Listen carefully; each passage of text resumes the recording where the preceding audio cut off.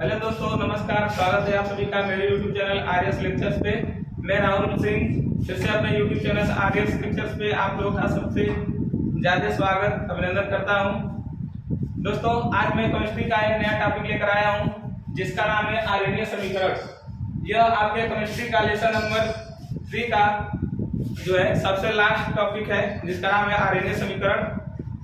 देखिए, आर्यनीय समीकरण होता क्या है। इसके पहले आप लोगों ने विक्रिया का वेग, वेग स्थिरांक होता क्या है, इसके बारे में आप लोगों ने पढ़ा। दोस्तों, आर्यनीय समीकरण के अनुसार जो होता है, किसी अभिक्रिया का वेग स्थिरांक, किसी अभिक्रिया का वेग स्थिरांक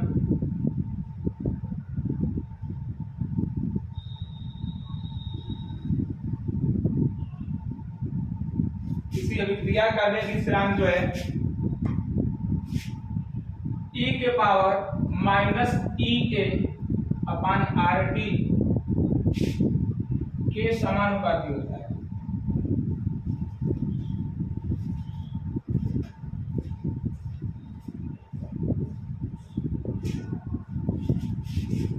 के समानुपाती होता है।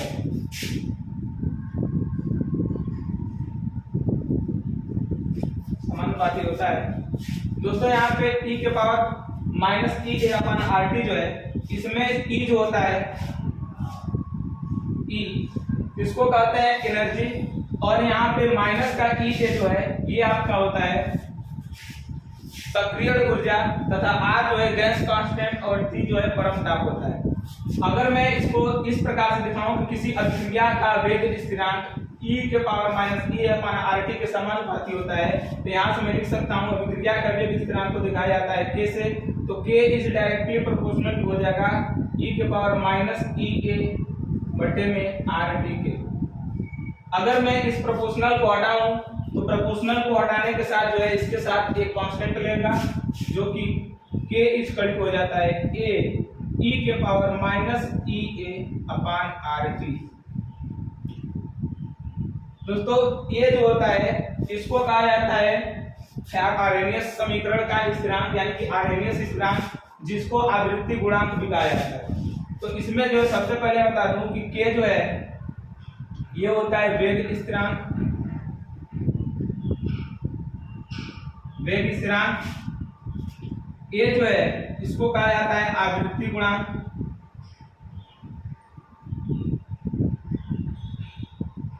और EA जो है इसको कहते हैं सक्रिय ऊर्जा,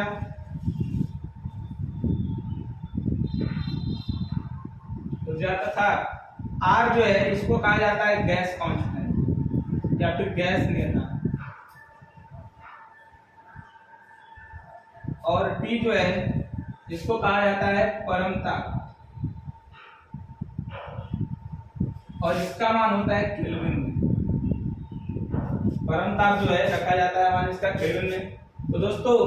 इसमें जो है आप लोग को मैंने बताया कि किसी अभिक्रिया का वेग स्थिरांक जो है वो e के power minus EA upon RT के समानुपाती होता है, जिससे हमें एक समीकरण मिला k इक्वल टू a के पावर a इंटू e के power minus EA upon RT, जिसे कहा जाता है आर्यनीय समीकरण। दोस्तों, और इस समीकरण के बारे में अधिक जानने के लिए हमें इस समीकरण के दोनों पक्षों में लाभ ले लेते हैं। एक बार आप पुनः ध्यान दीजिए कि ये जो इसमें सारे मान हैं यहाँ पे इस समीकरण में से लिखे गए हैं। जैसे k जो है हमारा वेग स्थिरांक हो गया आपका, a जो है इसको कहते हैं आवृत्ति गुणांक, E जो है इसको कहते हैं सक्रिय ऊर्जा, जो R है इसको कहा जाता है गैस नियतांक, और T जो है इसको कहा जाता है परम ताप। दोस्तों, आइए इस समीकरण को थोड़ा सा और आगे बढ़ाते हैं। दोस्तों, आर्यनीय समीकरण के अनुसार जो है मैंने कहा था कि k equal to a into e के power minus EA upon RT होता है, RT होता है। और अगर मैं इसमें दोनों पक्षों में लाभ ले लूं, तो लाभ लेने पर दोनों पक्षों में यहां से लिखा जाएगा दोनों पक्षों में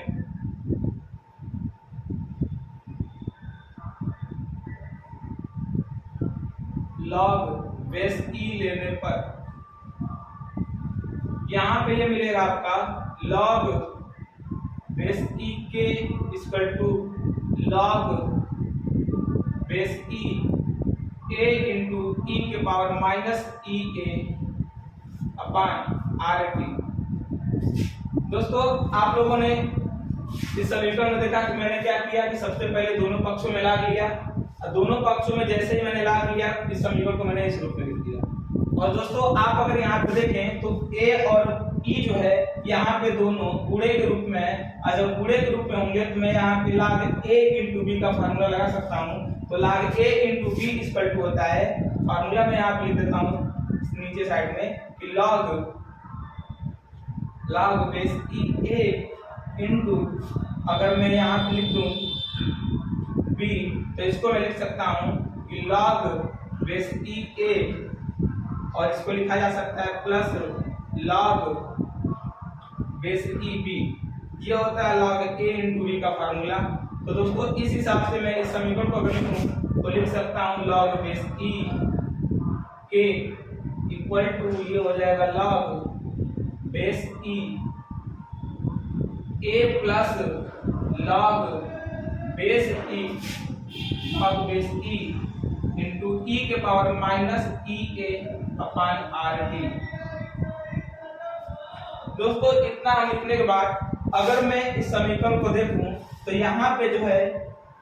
log base e into e के पावर माइनस ई अपॉन आर टी है। यहाँ पे एक फार्मूला यूज कर सकते हैं log ए के पावर x। अगर मैं यहाँ पे लिख दूं log बेस ई ए के पावर x, तो इसको लिखा जा सकता है x log base e into a. अगर इस फॉर्म में अगर मैं इस समीकरण में अगर log base e into e के power minus a upon r two को लिखूं तो इसे हम यहाँ से लिख सकते हैं log base e into k equal to, ये हो जाएगा log base e into A plus, इसे मैं लिख सकता हूं माइनस का ई a upon are T log base e into e. दोस्तों आपको पता है कि log base e into e इसका मान होता है 1, तो यहां से अगर मैं इसका मान 1 रखूं तो प्राप्त समीकरण जो होगा ये मिलेगा log base e into k equal to log base e into a minus E a upon R T. दोस्तों अगर मैं इस समीकरण को एक सरल रेखा समीकरण के रूप में लिखना चाहूं तो इसे मैं लिख सकता हूं log base e into k equal to, इसको अगर मान लो समीकरण नंबर ए,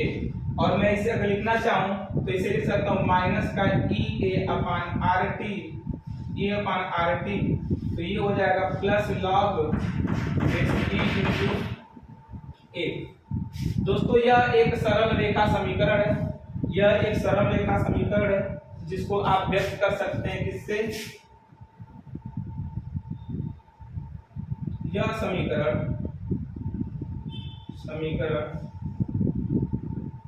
सरल रेखा समीकरण को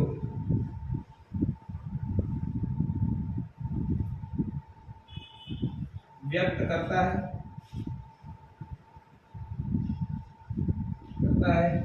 इस प्रकार मैं इसे लिख सकता हूं, सरल रेखा समीकरण होता है y बराबर mx प्लस c होता है। इस प्रकार से मैं अगर इसे बनाऊं तो यहाँ पे जो बनेगा आपका सरल रेखा समीकरण, इसमें जो है हमारा ये जो log k है ये हमारा यहाँ पे मिल जाएगा log k, तब बेस इंटू k, इसके बाद से यहाँ पे मिल जाएगा 1/t जो कि यहाँ पे परिमाप है, कि आपका t मिल गया 1/, बाकी जो यहाँ से एक सरल रेखा समीकरण मिलेगा, इसमें जो है आपको बाकी का मान मिलेगा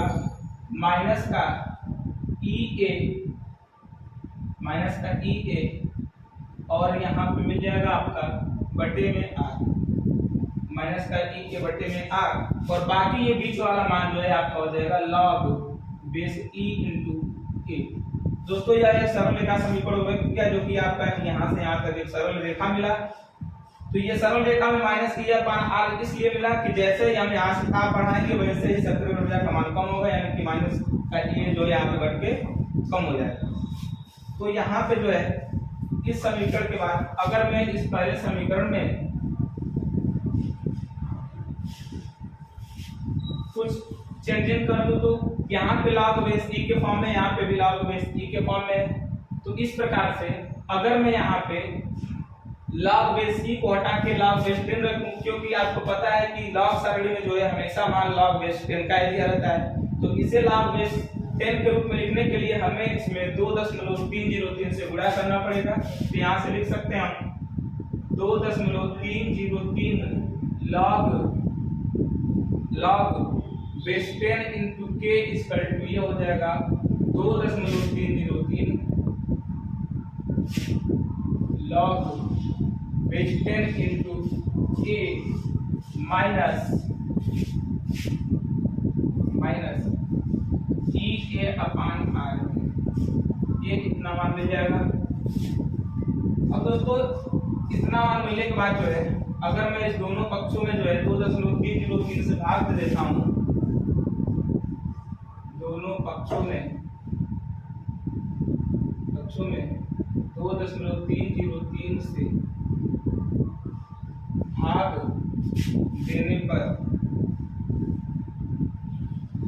जब दोनों पक्षों में 2.303 से भाग दिया जाएगा तो यहाँ पे 2.303 कट जाएगा, यहाँ पे भी 2.303 कट जाएगा। तो यहाँ पे मिलेगा आपका log base 10 k equal to log base 10 a minus E a upon r t, यहाँ पे मिलेगा आपका 2.303 आर टी। दोस्तों तो जैसे ही मैंने यहाँ पे 2.303 से भाग दिया तो ये 2.303 कट गया, ये भी 2.303 कट गया, और बाकी का समीकरण जो मिला log base 10 k equal to log base 10 a minus का ई ए अपान 2.303 आर टी। जैसे ही हमें इतना मान मिलेगा तो दोस्तों यहाँ पे जो है मैंने देखा कि ये समीकरण हमें मिल चुका है, और समीकरण मिलने के बाद यही जो समीकरण होता है इसी को कहा जाता है आपका आरेखीय समीकरण। इसको और अधिक विस्तार रूप से अगर लिखने के लिए अगर मैं ताप के अलग अलग मान ले लूं, अगर ताप को अलग अलग मान लिया जाए तो ताप के अलग अलग मान पर जो है अगर मैं ताप जो है T1 लेता हूं तो इसके लिए जो होता है इसकी सांद्रता, इसके जो वेग स्थिरांक होगा इसका मान हो जाएगा K1, तथा अगर मैं ताप T2 ले लूं तो इसके लिए जो है ताप T2 लेने के बाद जो है इसका मान हो जाएगा वेग स्थिरांक का K2। तो ताप का जो है मान जो है अलग अलग जो है T1 और T2 जब रखा जाएगा तो समीकरण आपको अलग अलग प्राप्त होगी। जैसे अगर मैं यहाँ पे T1 ताप लूं तब ये मान हो जाएगा इसका K1। इस प्रकार से अगर समीकरण को दो भागों में लिखा जाए तो लिख सकते हैं log base 10 K1 equal to log base 10 A minus E a upon 2.303 r T1 हो जाएगा, क्योंकि मैंने ताप क्या लिया है पहले T1, और यहाँ पे इसके लिए क्या होगा वेग स्थिरांक K1। तो यहाँ पे इतना मान लिखा जा सकता है और इसे हम मान सकते हैं समीकरण नंबर 1। इस प्रकार से अगर मैं दूसरा समीकरण लिखूं तो ये हो जाएगा log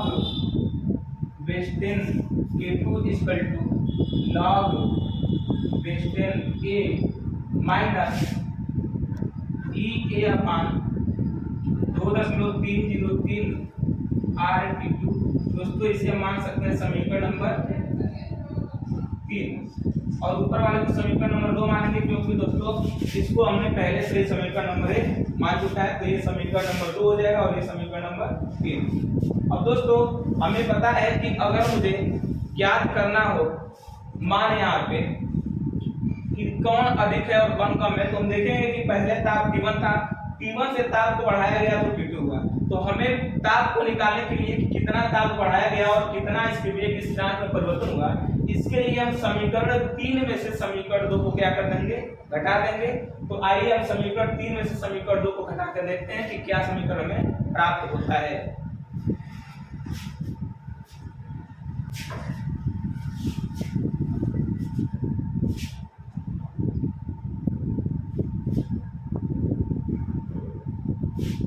तो दोस्तों जैसा कि आप देख पा रहे हैं समीकरण 2 समीकरण 3, समीकरण 2 में समीकरण 3 में से समीकरण 2 को जब भी घटाएंगे तो हमें ये प्राप्त होगा। अगर मैं यहाँ पे लिखूं log बेस 10 समीकरण 3 में से समीकरण 2 को घटाने पर तो हमें प्राप्त समीकरण होगा log base 10 k2 minus log base 10 k1 बराबर ये हो जाएगा आपका log base 10 a minus e a upon 2.303 RT2 minus log base 10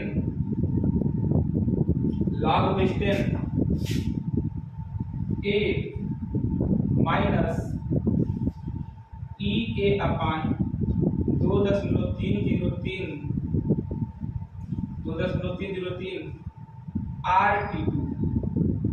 RT1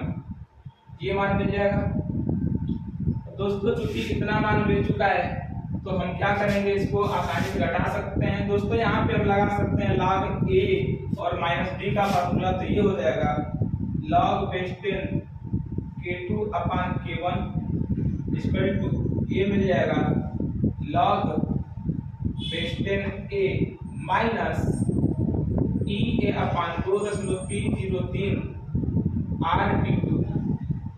इसका गुणा होगा माइनस का, इसमें गुणा होगा तो हो जाएगा माइनस का log बेस 10 a